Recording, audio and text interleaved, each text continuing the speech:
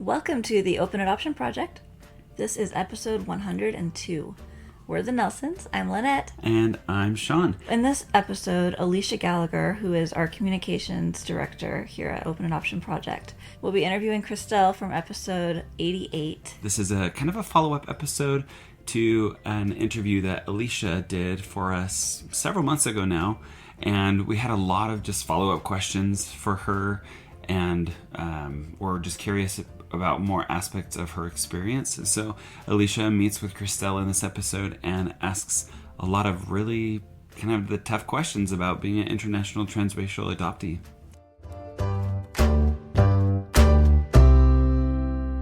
So Christelle, it's so nice to have you back on the podcast. Oh, thank you for having me back. I'm excited. Yeah, we talked about a lot of great topics last year, and there was just so much that we loved and wanted to follow up on because there just wasn't enough time to cover everything. So but for our listeners who are meeting you for the first time, can you tell us a little bit about you, a little bit about your adoption story? Sure. Well, I'm Christelle Pellecuer. I am a coach, and I specialize in supporting Black adult adoptees, helping them navigating their adoption story and their own identity. But I'm also a podcast host and a host of Black Adoptees Identities, and I interview Black adoptees about their own experience of their own adoption story.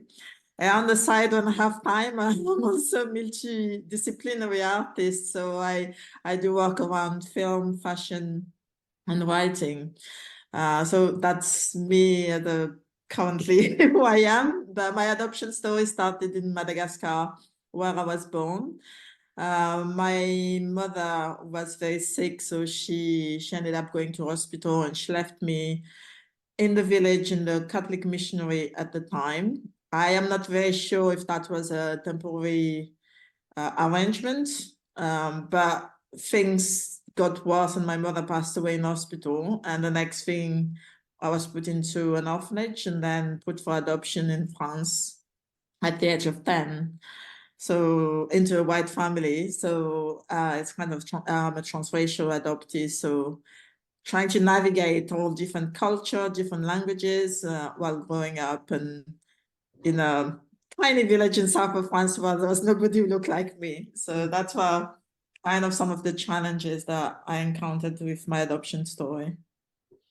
Yeah, and that's exactly what we want to talk about, just those tough questions that white parents who are considering adopting or fostering Black or brown children might encounter. I think there's a lot of worry around, I mean, first of all, there's more awareness, I think, around identity and the importance of it. And now all of the issues are being brought to the forefront of how little education has been done and how much more needs to be done so that those mistakes from the past aren't repeated. So I encourage listeners to go back and listen to our first episode with Christelle, but we'll just dive into a few follow-up questions that we had about your experience.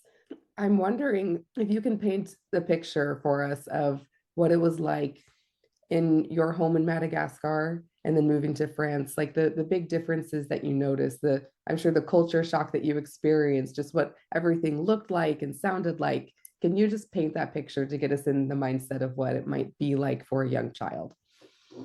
Yes, of course. I mean, for me, it was like day and night. Everything was so different. In Madagascar, I lived by the sea. It's that kind of careless childhood, running around by the sea all the time with my friends. And I lived in a very tiny village, fishing village. So that's kind of what my memory of my childhood is about: playing on the beach, living with my mother in the village, but also in terms of everyday life. Everything was more about even like the food. It's everything is based on rice and cow meat, and a lot of fruit like mango fruit and lychee, and a lot of those things doesn't even exist in France.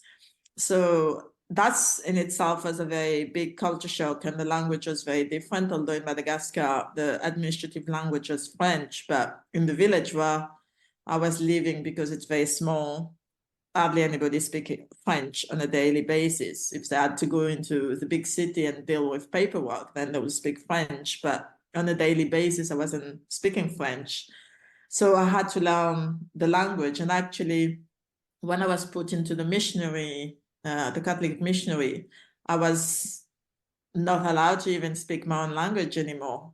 Once I got there, I was told I had to speak French, so I had to learn. And my French wasn't very good at the time, so I had to start learning French on a daily basis from that time. And when I got to the orphanage, I was going to a French school. So very quickly, I actually lost my language.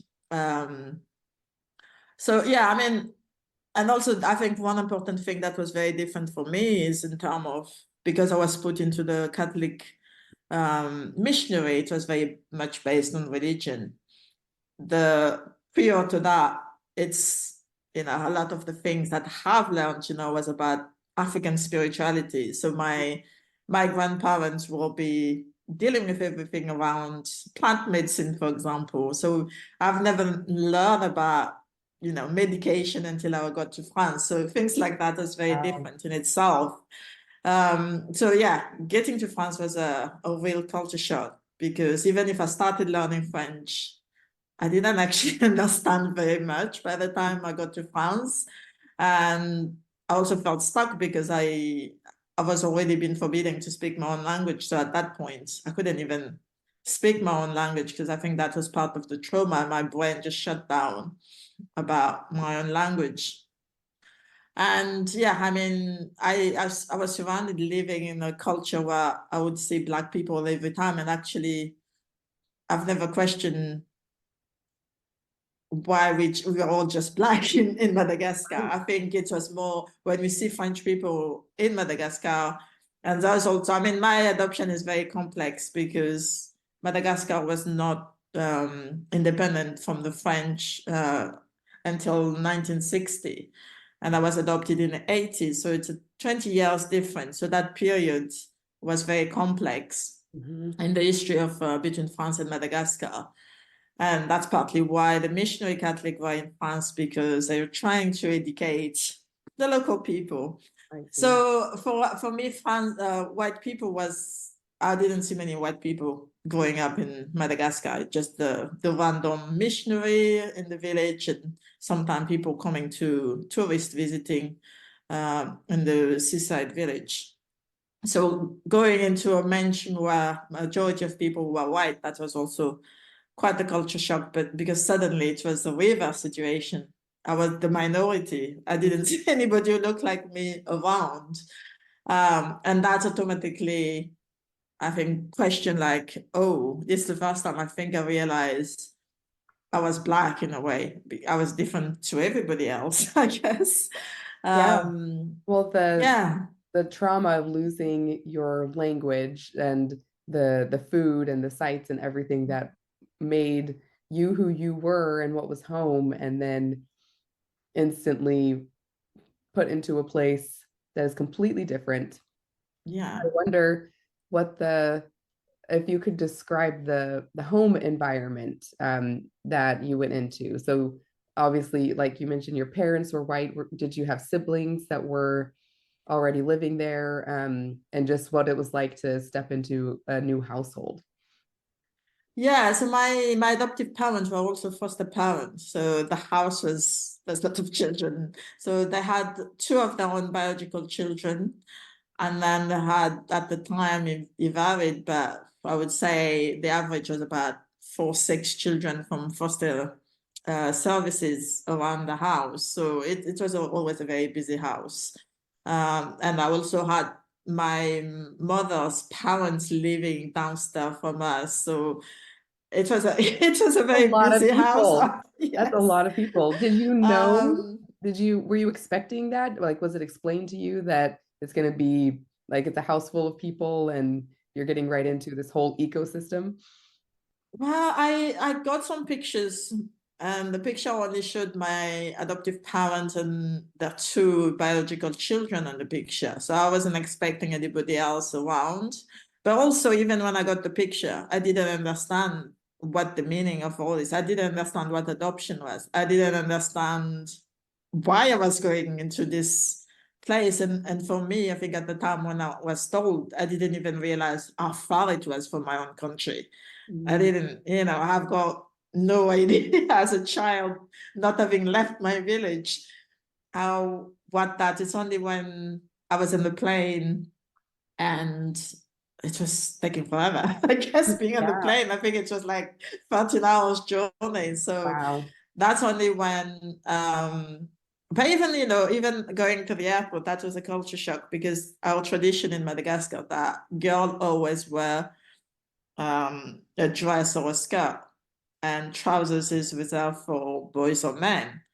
And they put me into this tracksuit traveling in the plane. Oh, wow. And even that, I couldn't compute. I didn't understand. Why am I wearing trousers? It's boys wear trousers. And even that, it was little things, but it was very difficult for me to understand, because it wasn't something I was taught about. I wasn't taught about, like, are we going into this very different culture?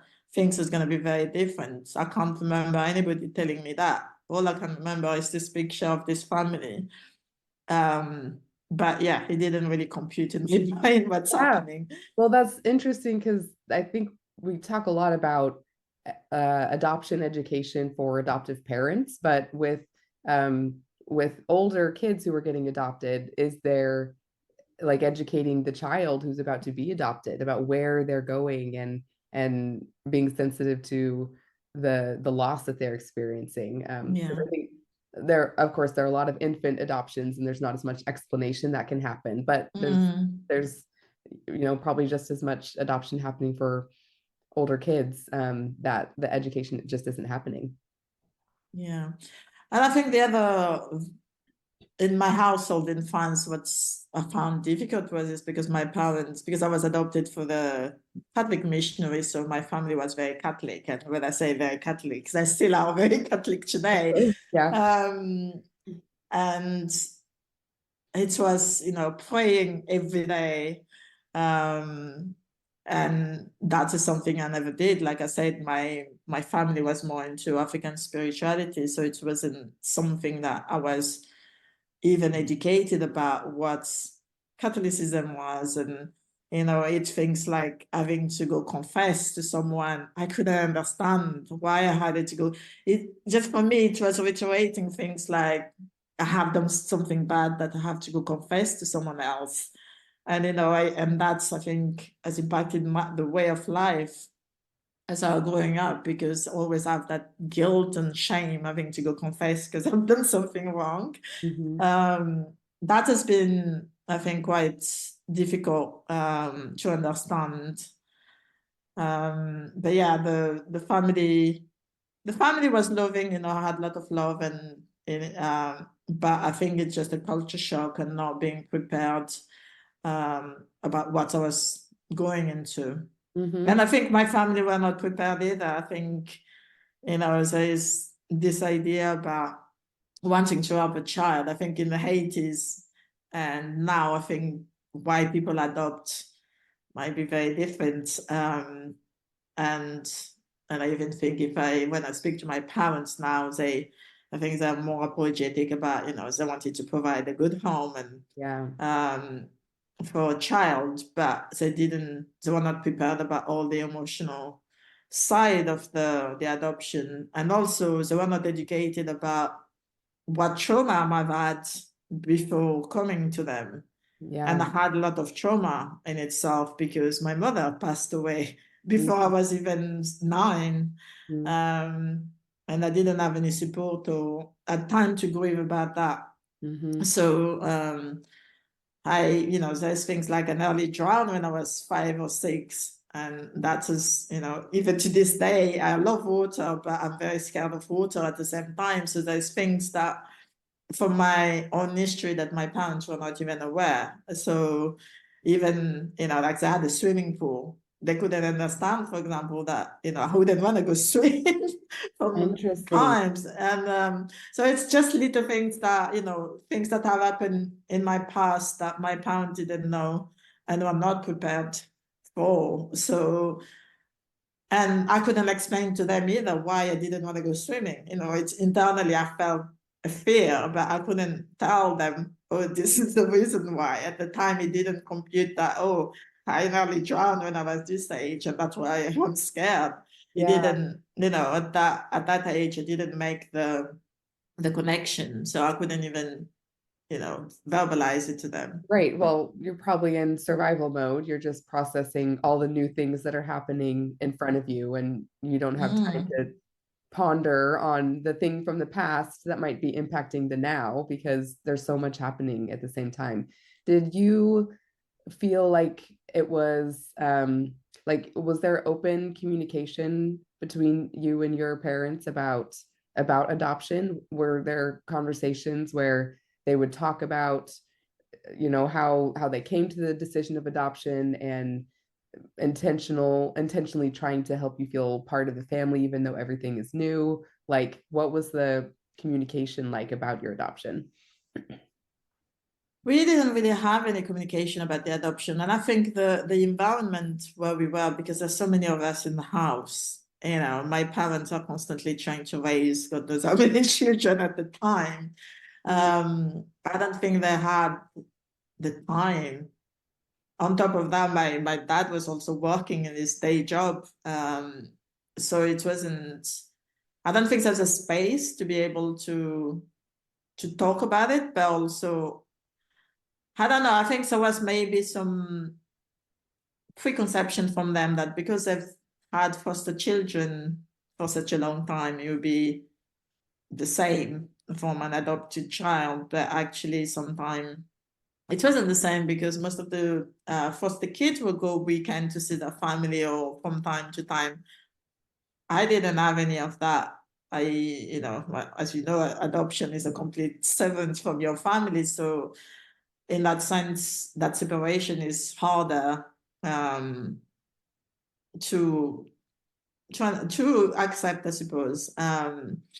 But yeah, no, we never, and even now, in the last few years, we started to talk about it because I needed to know things about why they adopted and why they were not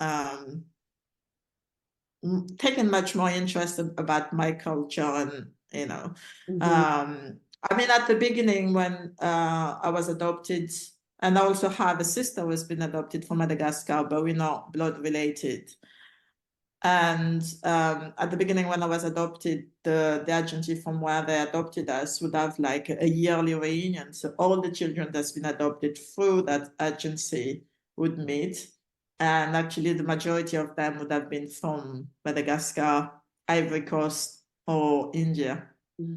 So it was, they were only dealing with international adoption. So at the beginning, I would see some of the people that were adopted at the same time as me. So there was that connection. But I left France when I was 18. I moved to the UK because I just felt that I wasn't fitting in that environment. And I needed to, I don't know, I needed to just do something different. So I went to study in the UK when I left when I was 18. So I suppose that's kind of, I only spent 8 years in France, although I still got the accent, which I can't get rid of. Yeah, that's part of the assimilation of being assimilated to a language at early age and being forced to learn that language has been so imprinted in my DNA. Yes. So I'm moving to the UK. I remember previously you talking about feeling like there are people like me here, and there's just more ability to freely express who you are and just more variety than you experienced in your home and in your neighborhood growing up. And growing up, so you had Black siblings and white siblings, is that right? Yeah. What was that like? Like, did that feel significant to you? Because I feel like perception is such a big thing. Everybody is paying attention to everybody else, and some parents might feel self-conscious. They're out in public, and my family doesn't look exactly the same as all the other families because we have kids of different races. um, and you also described growing up in a place that you were one of the only Black children in the area, right? And so did that feel significant? You're going out in public as a family, and are you like grappling with, our family doesn't look exactly like all of these other families out here? Yeah, I think it was all the time. I think my family were okay with it because, they're the one making the decision to adopt children from a Yeah. different country. And like I mentioned, I think at the time, through the church, there was a lot of, the white savior behavior, kind of, I'm saving a child from their environment. So it was kind of, I would see people would be like, oh, congratulations or well done for saving this child life, kind of things. But it would automatically will be visible because you're not the same color. So people would see I am not a biological child.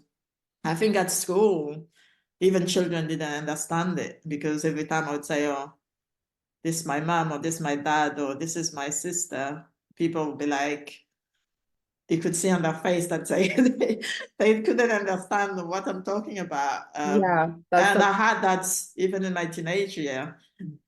yeah, Um, that's such a good point, because when someone meets you, people are sort of filling in oh, this is what your family must look like, and then they meet you with your family, and all of a sudden it's almost like the hard thing that you've experienced in life, it's constantly there. Like, people can mm, kind of see that by nature of you being with a family that doesn't look like you, something hard has happened in your life. And so I'm sure the wheels are turning, and like there's curiosity, but people don't want to overstep. Like, did you feel people try to grapple with that? yeah, absolutely. And I think, like I said, even in my teenage year, I mean, I had my mother's brother is about the same age as my sister, which is my parents' biological daughter. So when I used to go out when I was 18, he was probably in his mid-20s. And I would say, oh, that's my uncle. And I think people get so surprised because I think they couldn't understand the age gap, first of Yeah, all, right. but also the color didn't like Mhm. match. So it was very interesting. And even I think even when I had my daughters, I had my daughter very young. And I remember traveling with my cousin. So obviously is a white male, and we have the same surname because I took over my adoptive parents' surname. So my daughter look like me. My cousin doesn't look like me, but we've got the same name. And my daughter doesn't have the same surname because she's got her dad's surname. Mhm. And it was almost like people thought that I stole that child because, and they thought I was traveling with my husband, first of all. All this Yeah. assumption that we've got the same surname, that must be my husband and this child. So I had Mhm. to always travel with so much paperwork, to a letter from my daughter's dad to say she was allowed to travel because the French are so mad with their paperwork. Mhm. And it was really crazy because I always have to prove at times that who I was traveling was my family member and not like my husband or whoever. And that was really awkward at time. Mm. Yeah, it's just always present, where maybe some adoptees can hide it or bury it and not have to talk about it. Even travel logistics, that you're having to process it constantly. It's a very present part of your life. Yeah. What about like hair care, skin care? I know that if for parents who are not Black raising Black children, hair care is so important. And taking care of skin is so important. And it takes learning to figure out how to do it, and unless you grew up doing it. So what was that like, going from Madagascar, you're surrounded with people who can help you care for your hair, and then you're with white parents who, like, did they know, were they ready for taking, like, helping you with your hair? Yeah, and I don't think my mother was ready. And I think it's harder for a child who's older because you don't have even the time to adjust yourself. At least when a baby, you've got time to learn and with Yes. the changes. But when a child is already older and have the hair already in a certain ways, I think it's harder. I mean, my mother was very good with the skincare. I would give that to her because she would always moisturize. She was very big on that. So I didn't really struggle with the skincare, but I've gone through so many different things with my hair. And I had a period where I was straightening it because, again, everybody around me had straight hair. Right. And so I wanted to look like everybody because I didn't want to stand out. So I would go through straightening and burning my scalp. And yeah, those were painful moments. Oh yeah. And even like going to the village hairdresser and she would do perm on my hair because she wouldn't know anything else. Oh my And gosh. it was just Yeah. like, Mm-hmm. the experimentation of all the different things that I've tried. It was interesting until I managed to find, and I don't know, I can't remember at the time if I found it or if my mother found it, a black hairdresser in a couple of cities further away from where we lived, who would braid my hair. And I think that saved my life kind of way, finding them because, and then I would go like the whole day, Saturday hairdresser for someone to braid my hair.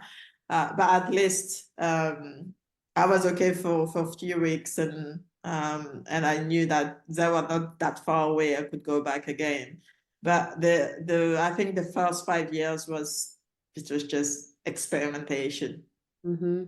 Yeah, that is and at the time there's not YouTube tutorials and things like that where she could sort of teach herself. So that's good that that experience happened. Did she stay with you? Because braiding takes a long time. Would she sit in there with you or like drop you off? And Yeah, she would drop me off and come back later on.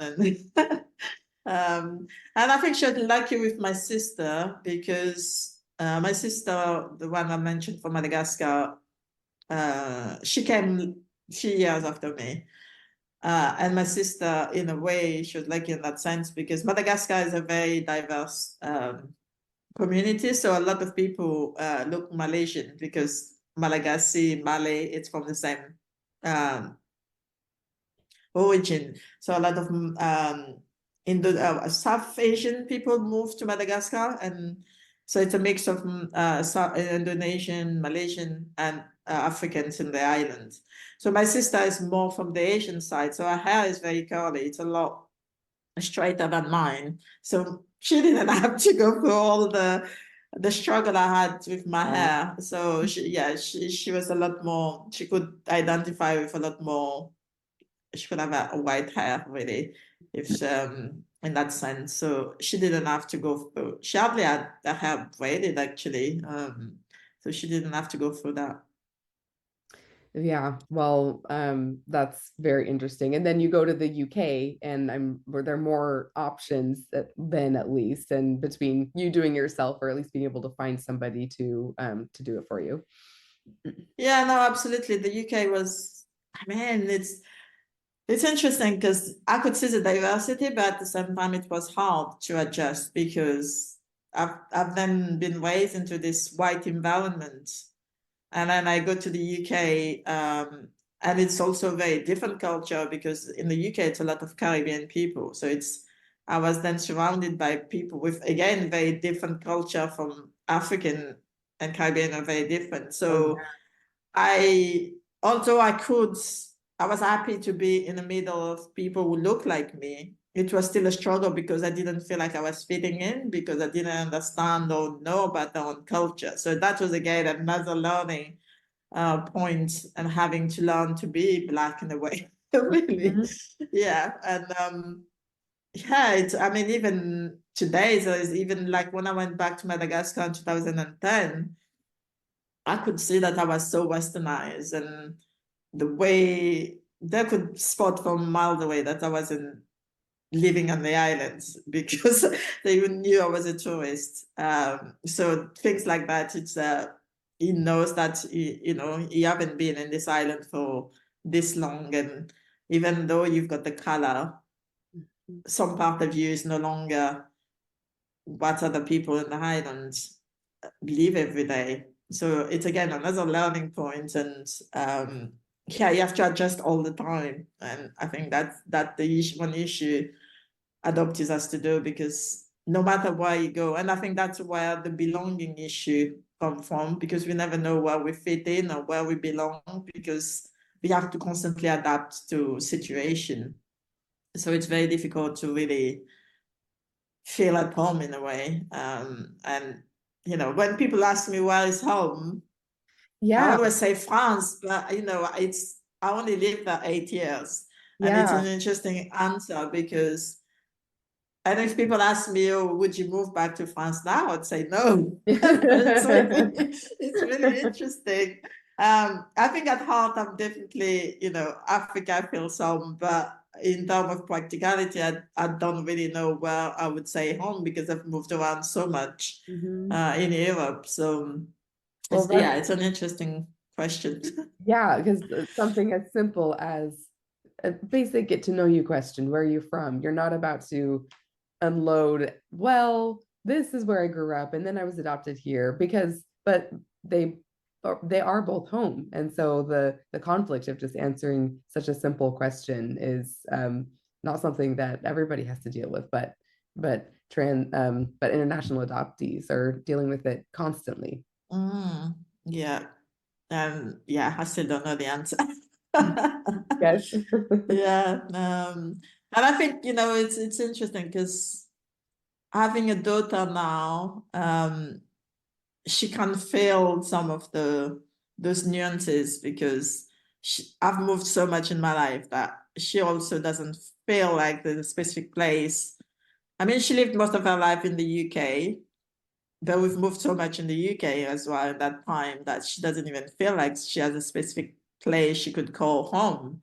And that has been, for me, it was a bit sad to know that, because we are so devoted, uprooted for so many times in our life that I think subconsciously that's why I continue to move a lot in my life, because still looking for that place where I'm gonna feel I belong.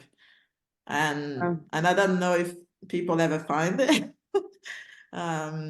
It's But kind yeah, of it sounds like it's a place that you have to create instead of a place that's made for you, because like Madagascar is home because you were born there, and then another home is chosen for you. You didn't get to choose France, and then the rest of your adulthood is where am I choosing to be? And it's a lot of exploration because you've lived the range of um, the feeling very comfortable to feeling very uncomfortable. yeah, and I think I stayed in the UK the longest only because my daughter was born there, and I didn't want to move her out of the place she was born, because I went through that. And it's an interesting thing to think about now, because it wasn't automatically a place I would say, if you ask me, oh, would you live in the UK this long? I'll be like, no way. But this is the place I live the most. Yeah. But because of the experience I've had before, so that's kind of impacted how I couldn't see myself moving my daughter away from her dad and live from a different country until she was old enough to live by herself. Yeah, that makes sense. Mm. Well, let's talk a little bit about your coaching experience. So you help adoptees. I guess you should explain it. You explained it a little bit at the beginning, but I won't put words in your mouth of like me attempting to explain it because you say it so beautifully. Yeah, so the supporting is really around how they deal with their adoption journey and their own identity. So even before coaching, I was doing a lot of work around identity, and I focus on Black adoptees because a lot of the work I did before I came into coaching was working with the Caribbean and African communities. So I felt that I had that lived experience and I could support people in terms of their identity in that area. So with the adoptees, it's really looking, because sometimes we are stuck in our adoption story and we use that as who we are, but actually we don't have to be carrying that, whatever that story was imposed on us. So it's trying to support those adoptees to form their own identity. And that could be, the adoption story could still be a big part of their identity. But if that is keeping them stuck, then they need to find ways to accept the situation and then build a new identity of who they really want to be in the future. So it's supporting them in that process and how they can move from where they are now and who they want to be in the future. So that's kind of the journey I take them through. That's such important work to have someone like you who's experienced it and can offer perspective and then help them make something new. And with the art and the fashion design that you do, I'm sure that does that come into it at all, of like of using art in your coaching?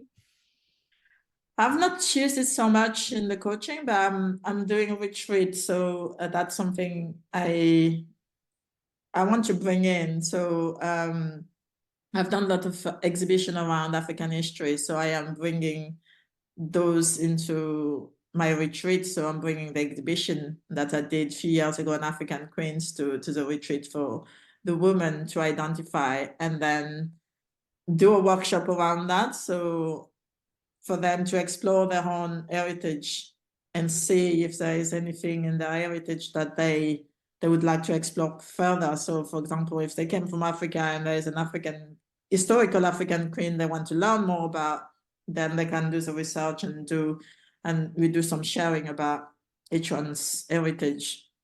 That's so very cool. I am trying to bring it. And also the film, my dream is really to, part of it is going back to Madagascar with my daughter and document my adoption story. So I wanted to do that with a film crew at some point. So hopefully that will happen next time I go back to Madagascar. But I also want to do like a short documentary about people being displaced from their own country and how that impacts their identity.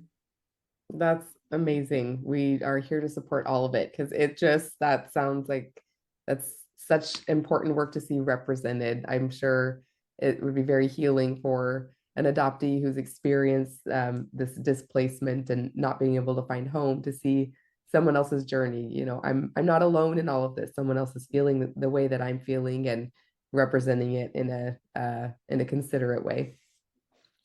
So with your coaching, what would you say is at the heart of the hopes or the desires of the adoptees that you coach? Like if you had to summarize the experiences you've had talking with them and just fill in the blank of like they just wish or they just want blank, like what's the thing that they're missing, that they really long for? I think it's that sense of belonging and knowing who they are. So yeah, like I say, a lot of the work I do is around identity. So it's come back again who they are. And sometimes because of how complex adoption is, you can't really know your history. So that is where a lot of the work I do is about, okay, so you are where we are now. Who do you want to be, even if you don't know your past? Who do you want to be moving forward? What type of work do you want to do? Which area, what make you happy? I think sometimes it's also about little things like self-care. I think a lot of adoptees don't always have that into place, and they've put everybody else before them, and they get to a place where they don't know who they are anymore because they're the last person they think about. So starting with little things like self-care and getting a routine, giving tools about how they can take care of themselves to be able to move forward to the person they want to be, that identity they want to become moving forwards. What kind of communication do most of the adoptees you coach have with their parents? Like, would you say most of them grew up not really talking about or processing their adoption, or some of them did and they're still grappling with it? Like, are there any themes that you notice from that? I think there's a mixture, definitely. I think people would come into, I mean, there's a fine line between therapy and coaching. And I think I mentioned that last time. So I don't do any therapy work. So I would say that therapy would look at all the trauma side of what they've been through in the past. And very often, I think if someone is not processed that part of their trauma, I cannot support them just with the coaching. So I would recommend them to work with a therapist first. And then when they're ready, they can come back to me and work on where they want to go. But I think a lot of the adoptees, when they come to coaching, is because they either don't have the connection with their adoptive parents, so they're feeling a bit stuck and lost, and definitely don't have the connection with their birth parents either. Or some of them have had reunion, but actually the reunion didn't work out very well.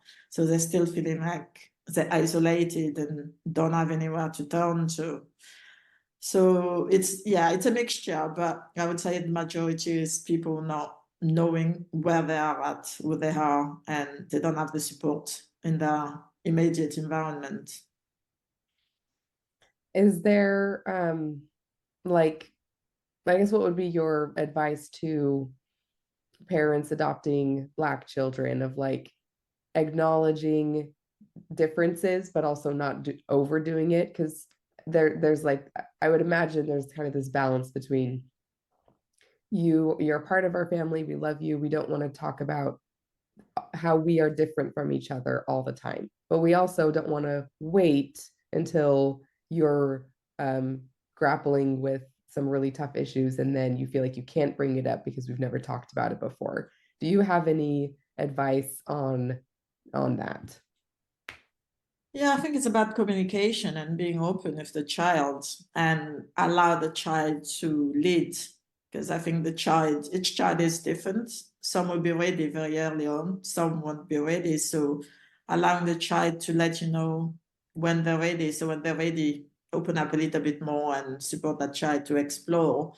But I think from early on, as soon as they can start talking with the child about their backgrounds, is better, because that will give the child time to process it.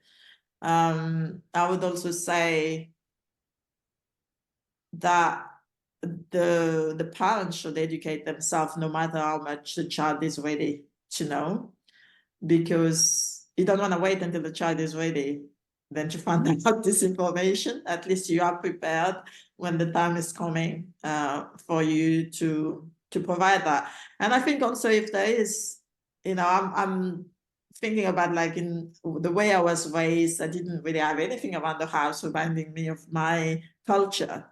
And I think if I had things around the house that reminded me of this, then I would be asking questions a lot more to my parents about, oh, why have you got this? What does this represent?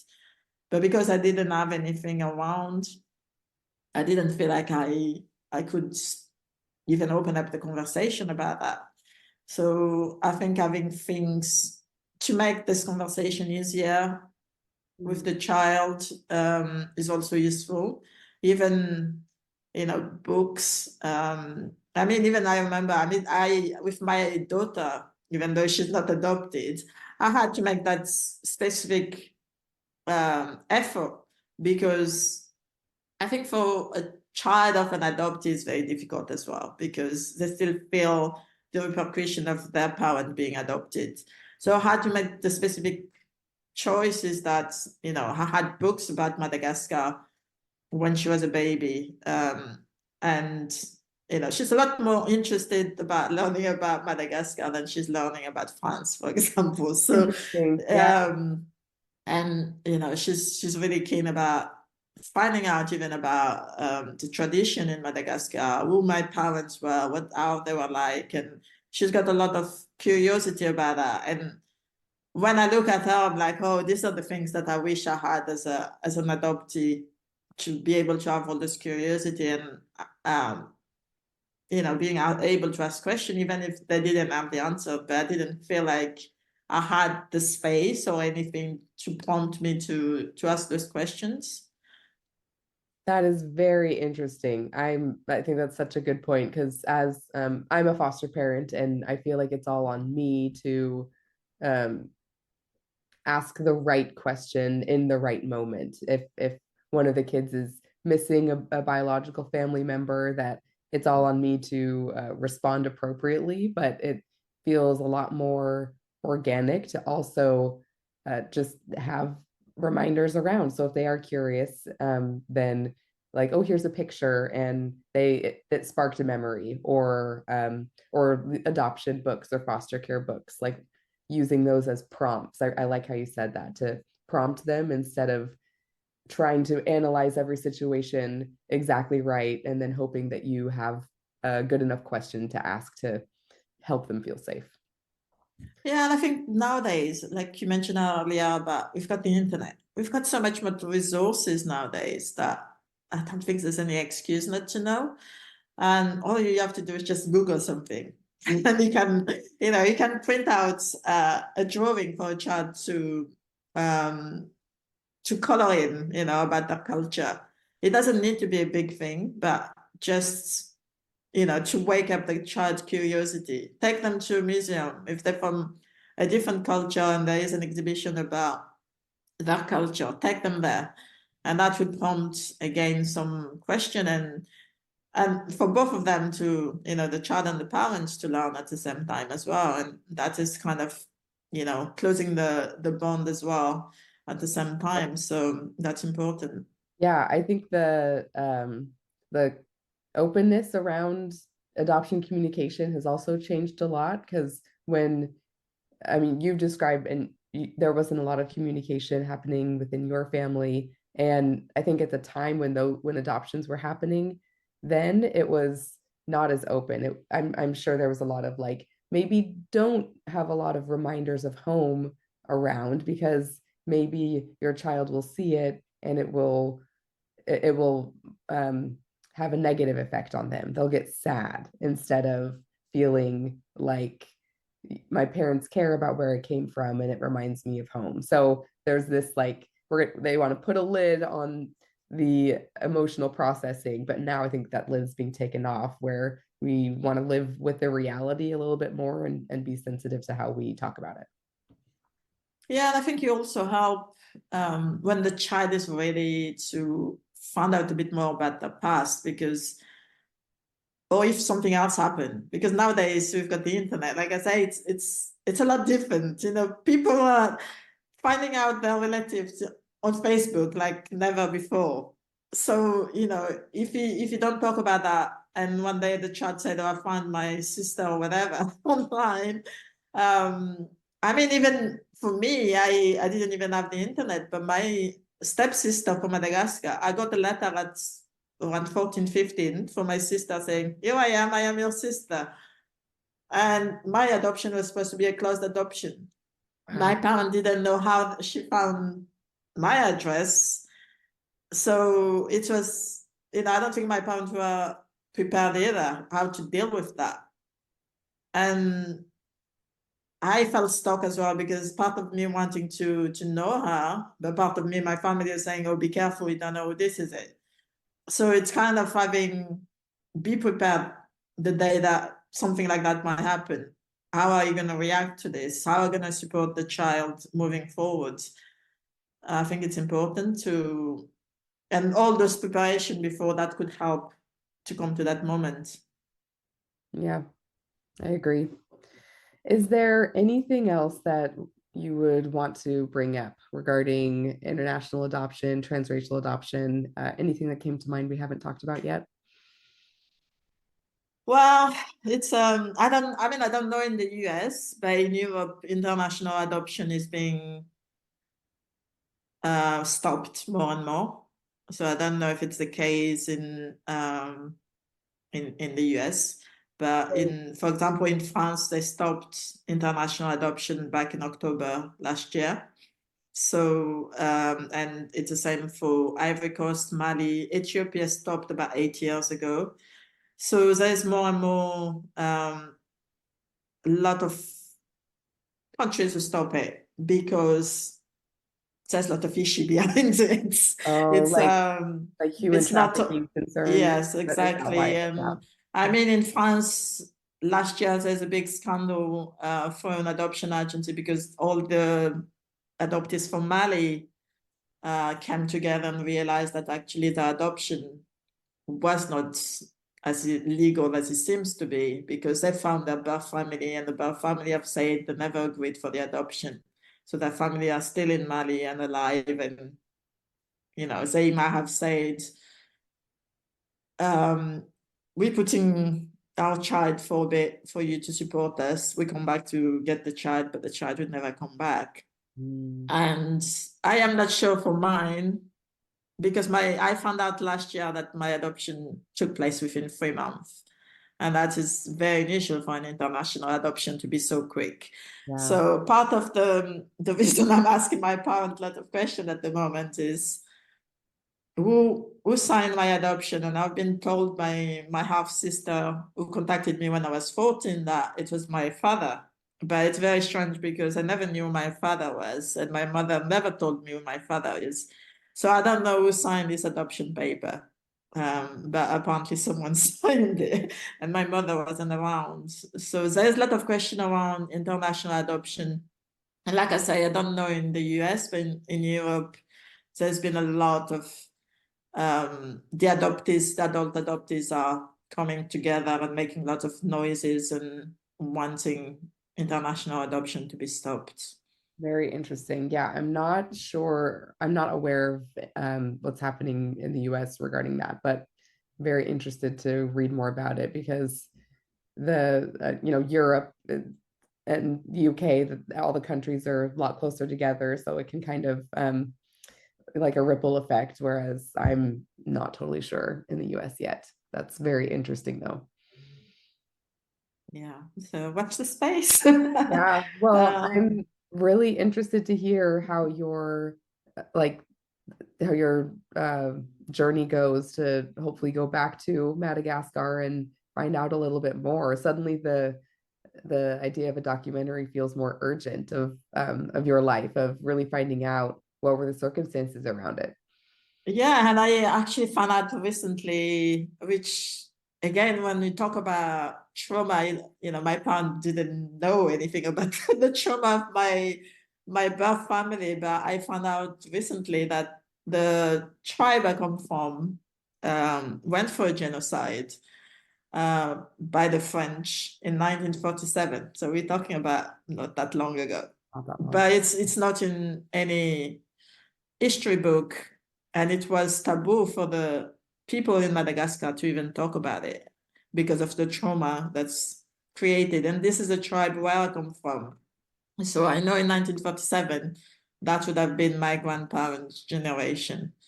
So when you talk about generational trauma, I won't be surprised if I carry some of those trauma that they carried, because it's only 2 generations down.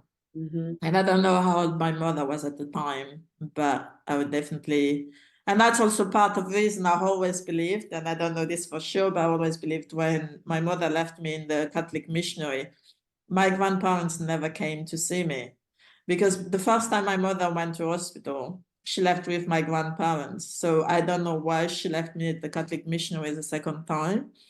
But my grandparents never came to visit me at the Catholic missionary. But, if you think about the history, if they went for that genocide, there's no way they're going to come and approach the white missionary and speak to them. So there is a lot of trauma and history behind a lot of the international adoption as well that people take for granted, I think, sometimes. Yeah, well, and equally interesting that your mom felt like comfortable enough to make that decision for her to approach the missionary but then your grandparents to not feel comfortable doing that. There's a clear difference in that Yeah. that dynamic. And you have a biological brother, right? I think you mentioned he passed away in the last several years.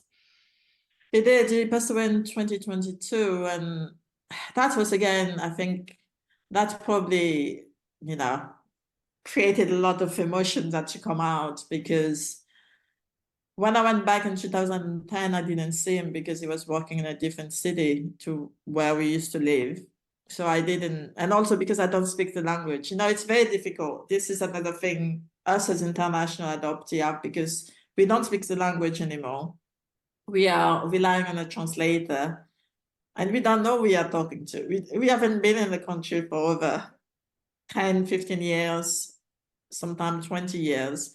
So whoever you're talking about, you're not sure if that is your, biological family. And it's very common when adoptees return to their country, that people have this assumption that because you have been raised in the West, we've got all sorted out. So very often there's people who are, cheating the system and come forward to say, I am your family, when they're not, because they want something from you. So for me, it was I didn't really keep the contact very often, because part of the family that I met just wanted money from me. And because I didn't see my brother and only speaking to him for the fun for a translator, I didn't feel a connection. And that was difficult. But at the same time, when he passed away in 2022, I felt like, I lost my chance to even find out a bit more, because he was the only person really I could ask about my mother. So I didn't have her, and I've lost that now. I mean, he's got a daughter who is now in Germany, but I don't know how much she knows about my mother. So it's a difficult in a sense, because we never know who we are in a sense, really, because even if you go back, and especially in Africa, like paperwork is not always, easy to find as in the West. So there's no guarantee that even if you go back, find people, that those people are 100% your biological family. So yeah, it's interesting.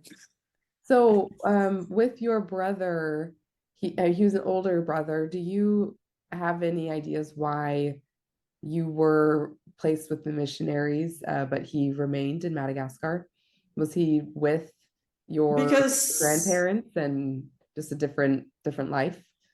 no, it's a different life. I think, in this country, very young, you go out and work. He's older than me. He's probably 5 years older than me. So I guess by 15, you are gone out and work, and you run your own life in a way, because my mother was a single mother. So she had to, I guess, him as being the oldest, had to be out there and work. So, and he was old enough to go to work, so he can look after himself in a way, even though, if thinking about it, he was still a child, but because he was able to go and work, I guess that was good enough for him to stay. And like I say, it was a very strange thing, because my whole family was in the village.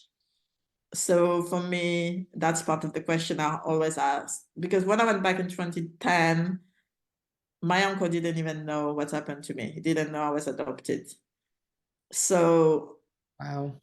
this is where I don't understand those things that is missing, because the missionary didn't even ask my uncle to look after me or to be put for adoption. But when I speak to my adoptive parents, they were taught that my uncle didn't want to look after me. So there is these two conflicting stories that I keep getting. And I don't see why my uncle would lie to me and say he didn't know what happened to me. So it's difficult sometimes to swallow that, sometimes maybe the adoption was not as legal as it could be. But yeah, it's things you have to accept, I suppose, because otherwise they get stuck in that story. And that's what I'm trying to tell my clients, that, you have to get past that story if you want to move on sometime. Otherwise it just hits you inside, and it just becomes very difficult. So yes, there's a lot of acceptance, forgiveness, self-forgiveness involved in the journey, and compassion, a lot of self-compassion, because you have to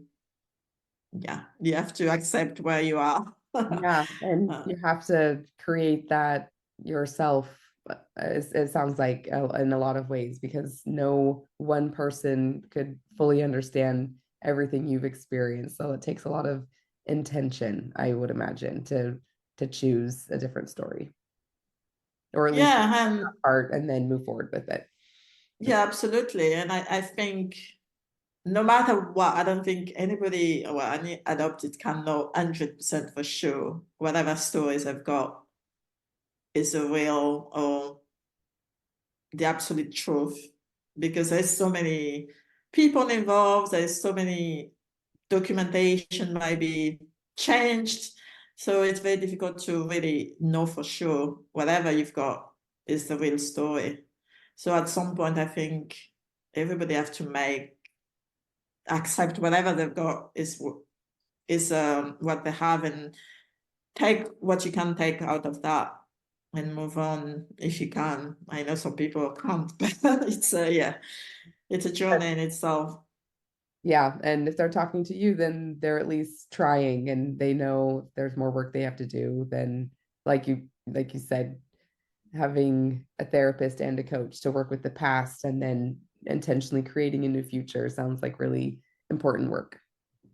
Yeah, and I think I'm still even though I'm doing this work, I always tell my client that I'm also in this process, because I never know how the next information I get, how I'm gonna react to that.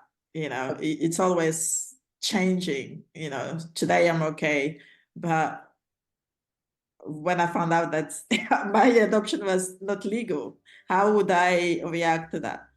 That those are the questions that I don't know until I see the information for sure. And I might have a breakdown, I might not, I don't know until the moment comes. So it's a journey in itself. And I think, yeah, all of us are moving to a different degree every day about learning who we are and how to cope with it.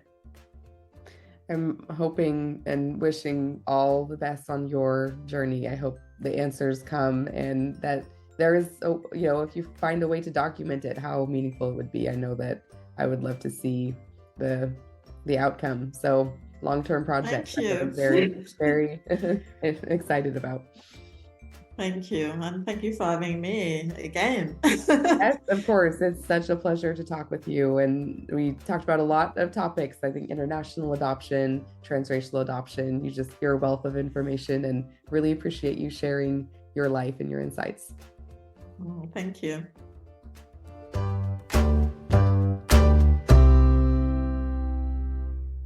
Thank you so very much for listening to this episode of the Open Adoption Project, and a big thank you to Christelle for sharing your story and teaching and helping us to learn and grow. We are always so grateful for adoptees who share their experiences and perspectives. It really is so impactful and makes a big difference. So big thank you, Christelle. We really appreciate you. And also thank you, Alicia.